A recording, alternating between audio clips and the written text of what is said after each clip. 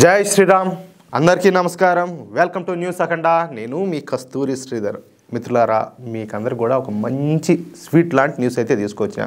సరే, ఈ న్యూస్ చూడండి ఒకసారి, సూపర్గా ఉంటుంది అట్లే, ఓకేనా? ప్రపంచంలో ఏ దేశానికైనా సరే పెట్రోలు, డీజిల్, గ్యాస్ అనేటివి అత్యవసరమైనటువంటి సహజ వనరులు అనమాట. అవి లేకపోతే ఎట్లా?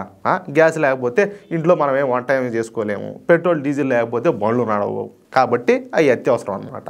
ఈ పెట్రోలు, డీజిల్ అనేటివి ముడి చమురు నుంచి వస్తాయి. అయితే ఈ ముడి చమురు అలాగే ఈ గ్యాస్ నిక్షేపాలు ఎక్కువగా ఈ అరబ్ దేశాల్లోనే ఉన్నాయి. ప్రపంచం చేసుకున్నటువంటి కర్మ మూలంగా ఈ ముడి చమురు, ఈ గ్యాస్ నిక్షేపాలు ఎక్కువగా ఈ అరబ్ దేశాల ఎడారుల్లో లభ్యమవుతాయి అన్నమాట. దీంతో ప్రపంచ దేశాలన్నీ కూడా ఈ ముడి చమురు అలాగే గ్యాస్ నిక్షేపాల కోసం ఈ అరబ్ దేశాల మీదనే ఆధారపడాల్సి వస్తుంది.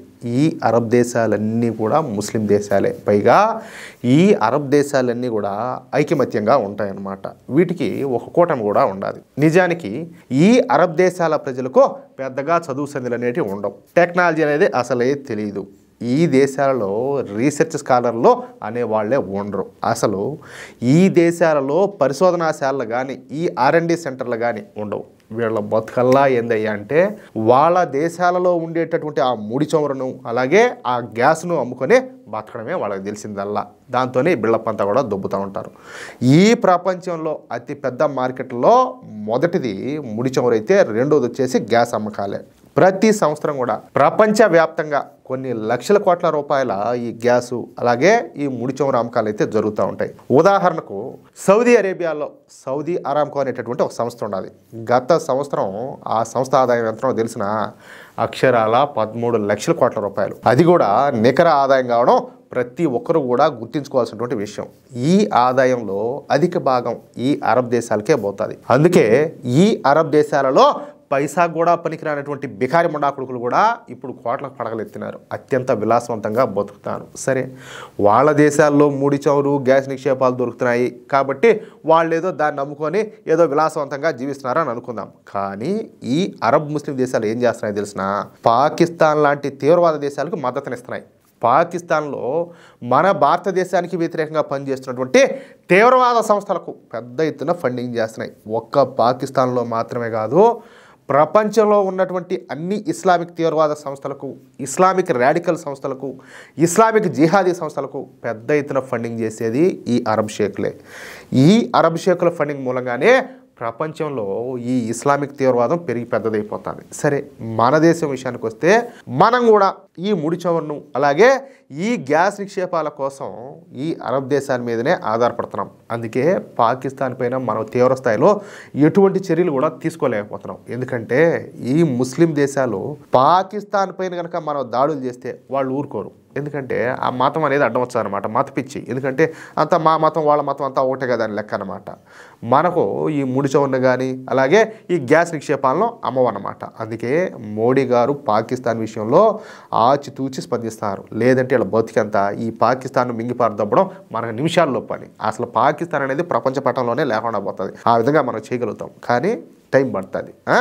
అందుకే మోడీ గారు సాధ్యమైనంత వరకు ఈ అరబ్ దేశాల మీద ఆధారపడకుండా ఉండటానికి విశ్వ ప్రయత్నాలన్నీ కూడా చేస్తున్నారు. ఈ క్రమంలోనే రష్యా దగ్గర నుంచి పెద్ద మొత్తంలో ఈ ముడి చమురును కొనుగోలు చేస్తారు. అందరూ కూడా ఈ మధ్యన మన భారతదేశం రష్యా నుంచి ముడి చమురు కొనుగోలును ఆపేసిందని చెప్పేసి ప్రచారం చేస్తారు. కానీ అందులో నిజమైతే లేదు. తాజాగా వచ్చినటువంటి గణాంకాల ప్రకారం గత నెలలో మన భారతదేశం రష్యా దగ్గర నుంచి 60 మిలియన్ బ్యారెళ్ల చమురును అయితే కొనుగోలు చేసిందంట. ఎంత?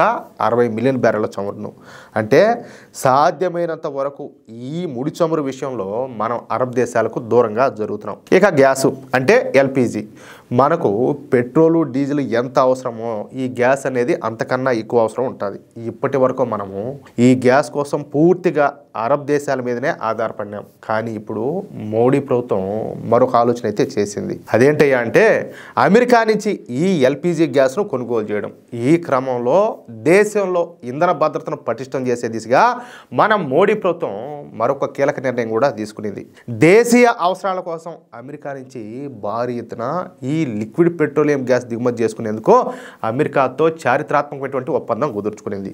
ఈ ఒప్పందం ప్రకారం US గల్ఫ్ కోస్ట్ నుంచి ఏటా కూడా 2.2 మిలియన్ మెట్రిక్ టన్నుల ఈ ఎల్పిజిని మన భారత్ అయితే దిగుమతి చేసుకొని ఉండదన్నమాట. అంటే ఇక నుంచి ప్రతి సంవత్సరం కూడా అమెరికా నుంచి మన భారతదేశం 2.2 మిలియన్ మెట్రిక్ టన్నుల ఈ ఎల్పిజిను భారత్ అయితే కొనుగోలు చేయనున్నది. ఇక 2027 సంవత్సరం దగ్గర నుంచి భారత్ అమెరికా నుంచి 5 మిలియన్ మెట్రిక్ టన్నుల గ్యాస్ను కొనుగోలు చేయనున్నది. అలాగే మరొక పక్క రష్యా నుంచి కూడా ఈ ఎల్పిజి గ్యాస్ను కొనుగోలు చేసేందుకు భారత్ చర్చలు అయితే జరుపుతుంది.